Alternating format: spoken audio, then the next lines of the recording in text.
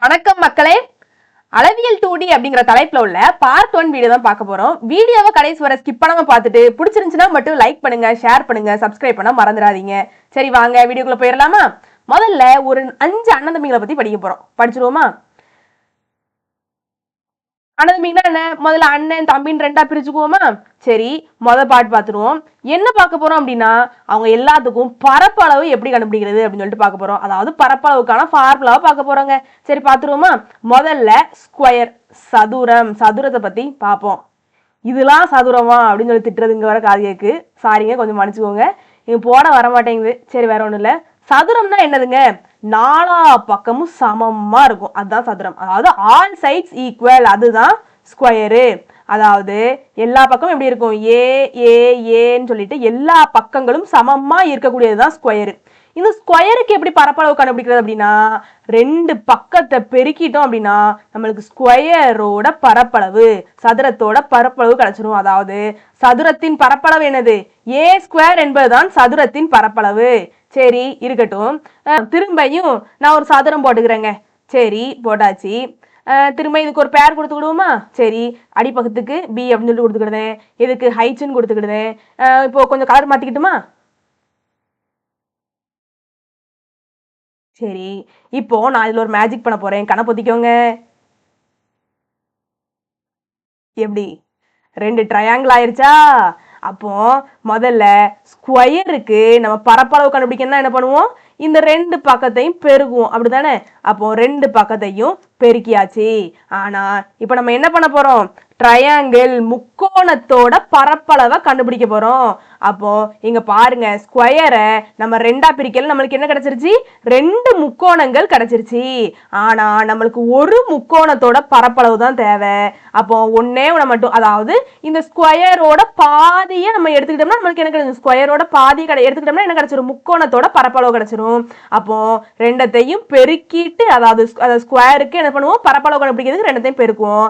அதே மாதிரி இங்க ரெண்டத்தையும் பெருக்கிட்டு 1/2, அதாவது பாதியை இந்த ஸ்கொயர்ல எடுத்துக்கிட்டோம்னா நம்மளுக்கு அதுதான் முக்கோணத்தோட பரப்பளவு. நல்ல ஞாபகம் வச்சுக்கோங்க. சரி, திரும்ப இப்ப சாய் சதுரத்தை பத்தி படிச்சிருவோம். சாய் சதுரம்னா என்னது? சதுரத்தை சாய்ச்சி போட்டா சாய் சதுரம். சரி, உறைஞ்சிருவோமா? அவ்வளவுதாங்க, இதுதான் சாய் சதுரம். சாய் சதுரத்துல என்ன செய்வாங்க அப்படின்னா, இப்படி 2 வெட்டுக்கோடுகளை வச்சு இப்படி பிரிப்பாங்க. சரி, இதை என்ன சொல்லுவோம் அப்படின்னா மூளை விட்டம், டயகோனல்ஸ்னு சொல்லுவோம். இந்த பிரிச்சிருக்கோம் இல்லையா அந்த கோடுகளை மூளை விட்டம் அப்படின்னு சொல்லிட்டு சொல்லுவோம். இந்த மூளை விட்டத்துக்கு பெயர் கொடுத்துக்கிடுவோம். இந்த கோட்டை D1 வச்சுக்கிடுவோம், இதை D2 வச்சுக்கிடுவோம். அப்போ சாய் சதுரத்தோட பரப்பளவை கண்டுபிடிங்க அப்படின்னு சொல்லி சொன்னாங்கன்னா ஃபார்முலா என்னது அப்படின்னா 1/2 இன்ட்டு D1 இன்ட்டு D2. அதாவது வேற ஒண்ணுமே இல்லைங்க. சாய் சதுரம் கொடுத்துட்டு பரப்பளவை கண்டுபிடிங்க அப்படின்னு சொல்லி சொன்னாங்கன்னா அவங்க கொடுத்துருக்கிறது ரெண்டுமே என்னதான்? மூளை விட்டம், டயகோனலா தான் கொடுத்துருப்பாங்க. அப்போ கொஸ்டின்ல கொடுத்துருக்கக்கூடிய ரெண்டத்தையும் பெருக்கிட்டு 2ஆல வகுத்துட்டோம் அப்படின்னா நம்மளுக்கு சாய் சதுரத்தோட பரப்பளவு கிடைச்சிரும். அப்போ முதல்ல இருந்து ஒரு சின்ன ரீகேப் மாதிரி பார்த்துருமா?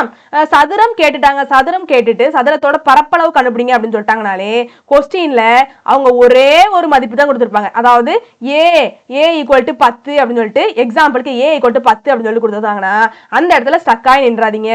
ஏன்? எல்லா பக்கமும் சமம் அப்படிங்கிறதுனால சதுரத்துக்கு அப்ப எல்லா பக்கமும் என்னவா தான் இருக்கும்? 10 10 10ன்னா எல்லா பக்கமும் இருக்கும். அப்போ 10 2 தடவை பெருக்கிட்டா நம்மளுக்கு என்ன கிடைச்சிரும்? சதுரத்தோட பரப்பளவு கிடைச்சிரும்.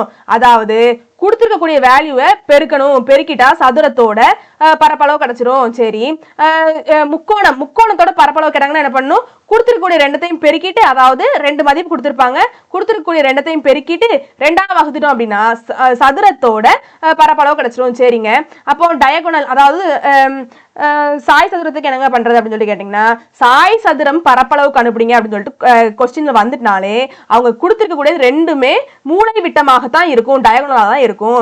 அப்போ அவங்க கொடுத்துருக்கக்கூடிய ரெண்டத்தையும் பெருக்கிட்டு 2ஆல வகுத்துட்டோம் அப்படின்னா சாய் சதுரத்தோட பரப்பளவு கிடைச்சிரும். சரி, இப்போ முதல் ஒன்று பார்த்தாச்சா? ரெண்டாவது என்னத்தை பத்தி பார்க்க போறோம் அப்படின்னா செவ்வகத்தை பத்தி படிக்க போறோம். செவ்வகம்னா என்னது? ரெக்டாங்கிள், இங்கிலீஷ்ல ரெக்டாங்கிள் அப்படின்னு சொல்லி சொல்லுவோம். அதாவது ஸ்கொயர் இருக்கு இல்லையா, ஸ்கொயரை கொஞ்சம் நீட்டி விட்ட மாதிரி இருக்கும், சதுரத்தை கொஞ்சம் நீட்டி விட்டா அதான் என்னது? ரெக்டாங்கிள். இதுதான் என்னது? செவ்வகம். சரி இருக்கட்டும். இதுக்கும் என்ன பண்ணும், கீழே இருக்கக்கூடியதை நான் பீன்னு வச்சுக்கிடுதேன், இதை ஹைட்ஸ்ன்னு வச்சுக்கிடுதேன். சதுரத்தின் பரப்பளவை கண்டுபிடிங்க அப்படின்னு சாரிங்க, செவ்வகத்தின் பரப்பளவை கண்டுபிடிங்க அப்படின்னு சொல்லிட்டாங்களே, இந்த ரெண்டத்தையும் பெருக்கிட்டா நம்மளுக்கு என்னது, செவ்வகத்தின் பரப்பளவு கிடைச்சிரும். அதாவது செவ்வகம் எப்படி இருக்கும் அப்படின்னா ஆப்போசிட் சைட்ஸ் ஈக்குவல், அதாவது எதிர்பக்கங்கள் சமமா இருக்குங்க. பாருங்க மேல இருக்கு இல்லையா, இது சமமா, இதுவும் சமமா இருக்கா, இந்த சைட்ல இருக்க இதுவும் சமமா இருக்கும். அப்போ ஸ்கொயர்னா எப்படி இருக்கும், எல்லா பக்கமும், சதுரம்னா எல்லா பக்கமும் சமமா இருக்கும். ரெக்டாங்கிள் செவ்வகம் அப்படின்னா எதிர்பக்கங்கள் சமமா இருக்கும். இதை எப்பவுமே நல்லா யோசிச்சுக்கோங்க. சரி இருக்கட்டுங்க. இப்போ செவ்வகத்தை பத்தி படிச்சாச்சு. இப்போ இது இணைகரம். இணைகரம்னா என்னது, செவ்வகத்தை கொஞ்சம் சாச்சு போட்டா அதுதான் இணைகரம். சரி இணைகரம் இப்படி இருக்கும். சாரிங்க கொஞ்சம் வர மாட்டேங்குது, சாரி. அப்போ இணைகரம் கொடுத்துட்டு இணைகரத்தோட பரப்பளவை கண்டுபிடிங்க அப்படின்னு சொல்லிட்டு கேட்டா என்ன பண்ணணும் அப்படின்னா, இணைகரத்துக்கு எதெல்லாம் கொடுத்துருப்பாங்க அப்படின்னா கீழே இருக்கக்கூடிய இந்த இது இருக்கு இல்லையா, இதோட அளவை கொடுத்துருவாங்க, ஹைட்டை கொடுத்துருவாங்க. ஹைட் என்னது, இதுதான் ஹைட்டை கொடுத்துருவாங்க.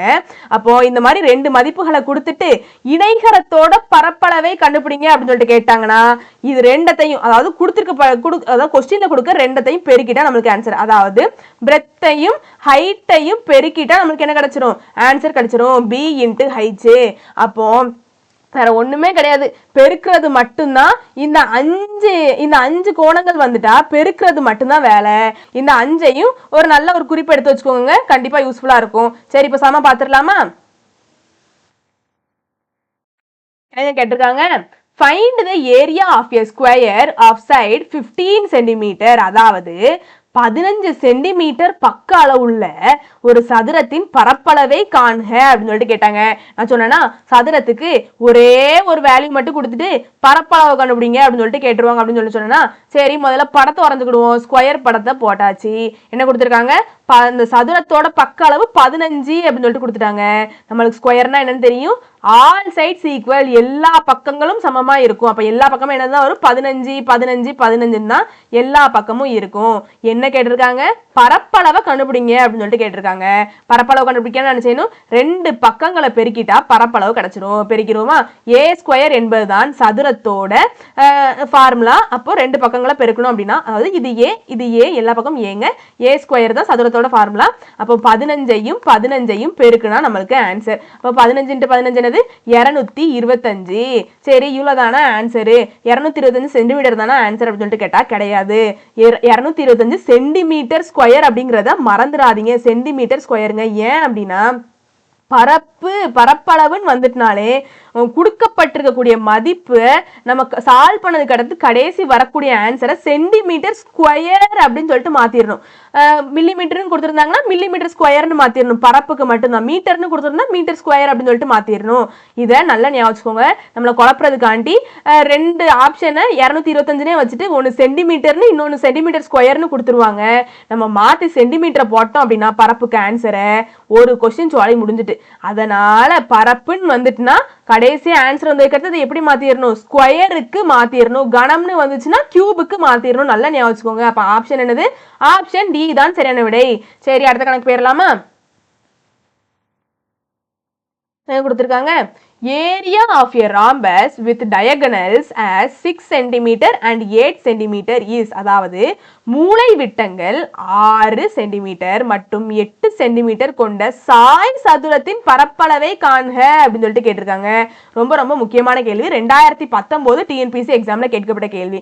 என்னது, சாய் சதுரம்னு கொடுத்துட்டாலே பரப்பளவு, சாய் சதுரம்னு கொடுத்துட்டு பரப்பளவு கேட்டாலும் நான் என்ன சொல்லியிருக்கேன், மூலை விட்டங்கள் தான் கொடுப்பாங்க அப்படின்னு சொல்லிட்டு சொல்லியிருக்கேன்.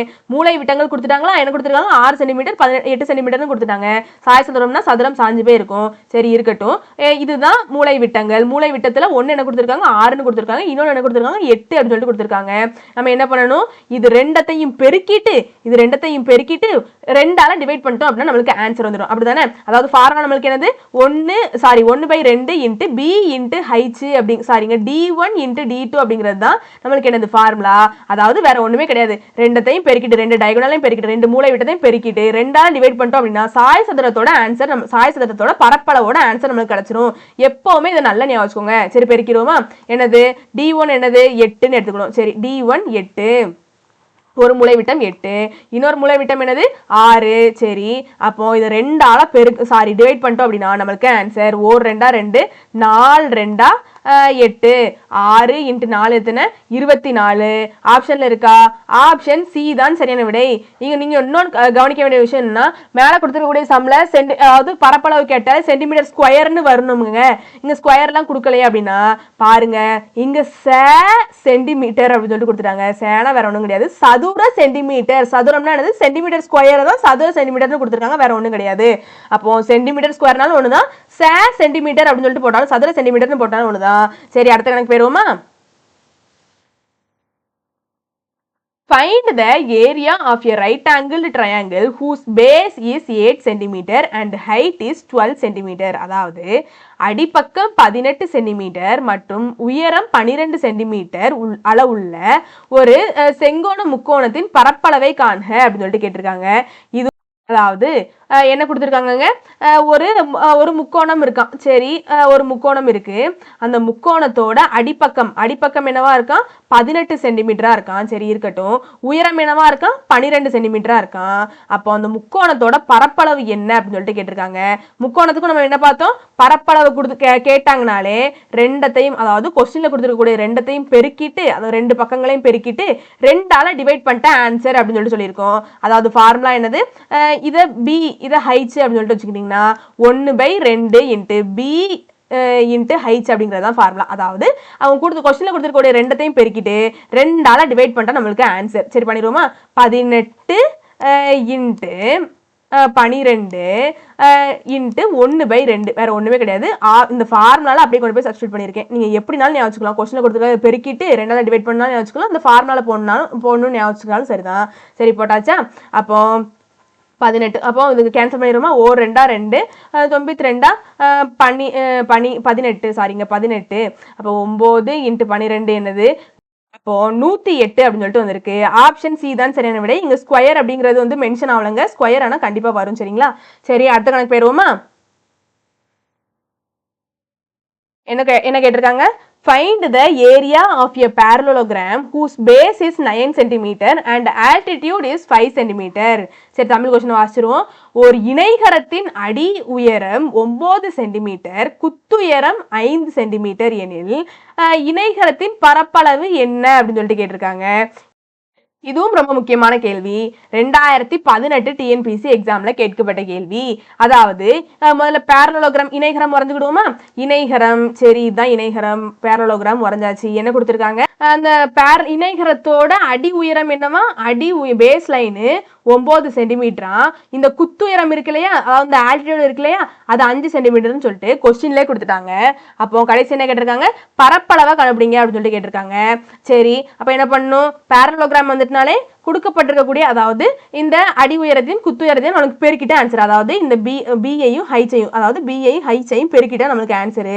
வேற ஒண்ணுமே கிடையாது. இது ரெண்டத்தையும் பெருக்கணும், ஆன்சர் வந்துருங்க. 9 × 5 எவ்வளோ? 45. ஆப்ஷன்ல இருக்கா? 45 சென்டிமீட்டர் ஸ்கொயரு. ஆப்ஷன் சி தான் சரியான விடை. சரி, அடுத்த கணக்கு போயிருவோமா? ரொம்ப ரொம்ப ரொம்ப முக்கியமான கணக்குங்க. 2016 குரூப் 4 தேர்வில் கேட்கப்பட்ட கேள்வி. என்னங்க கேட்டிருக்காங்க? A room is 5 meter and 40 centimeter long and 4 meter 50 centimeter broad. Its area is, அதாவது ஒரு அறையானது 5 மீட்டர் 40 சென்டிமீட்டர் நீளமும் மற்றும் 4 மீட்டர் 50 சென்டிமீட்டர் அகலமும் கொண்டுள்ளவை எனில் அதன் பரப்பளவு காண்க அப்படின்னு சொல்லிட்டு கேட்டிருக்காங்க. ஒரு அறை இருக்கான், அந்த அறையோட நீளம் எப்படி இருக்கான்?